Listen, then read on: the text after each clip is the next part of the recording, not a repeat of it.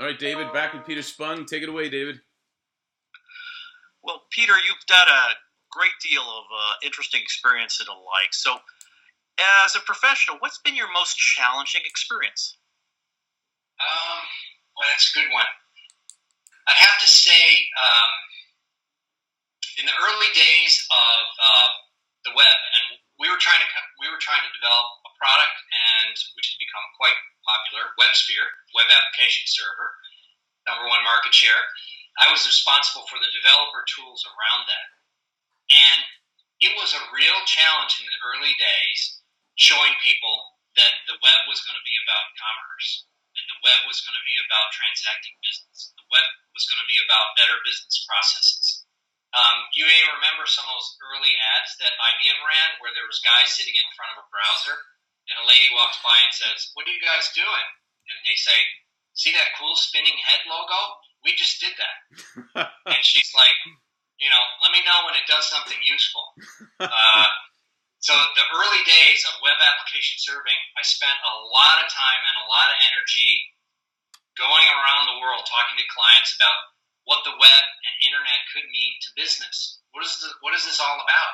And at times it seemed very frustrating because I guess once a vision sort of gets implanted in my head and an important mission becomes apparent, boy, I can't be dissuaded from that. I am persistent to the end, and it was very frustrating that we weren't making more. I felt personally like responsible, culpable, guilty that we weren't making more progress convincing businesses that they ought to be getting more of their business on the web and on the internet. And of course, what were they concerned about? They were concerned about risks.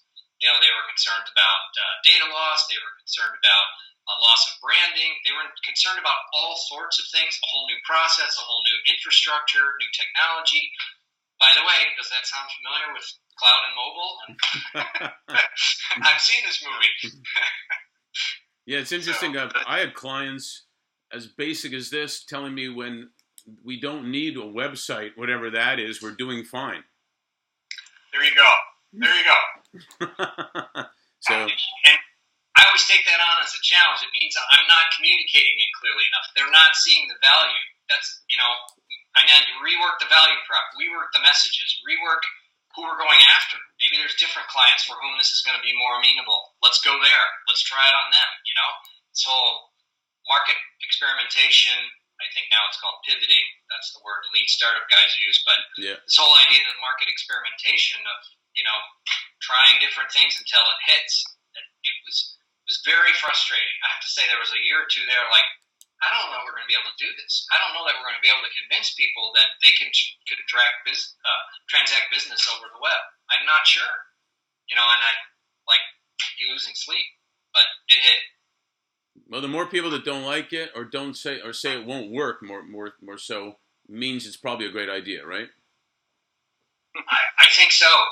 And then, you use dialectics, right? So you have a thesis in the way, you think in your mindset. You say, again, this is something I teach to young kids. Have you ever heard of dialectics? What is dialectics? It's a way of thinking. What do you mean?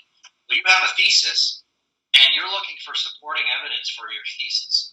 What's the antithesis, right? And what's the supporting evidence for the antithesis?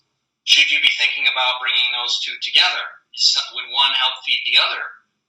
Can this inform your thinking about going about, this way of thinking? And they're like, oh, yeah, I realize sometimes I get single-minded about something, and there is no antithesis. Like, yeah, there is.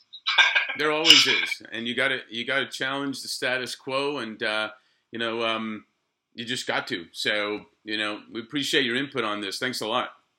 My pleasure. It's been a real pleasure talking to you guys. I hope these videos are useful to you.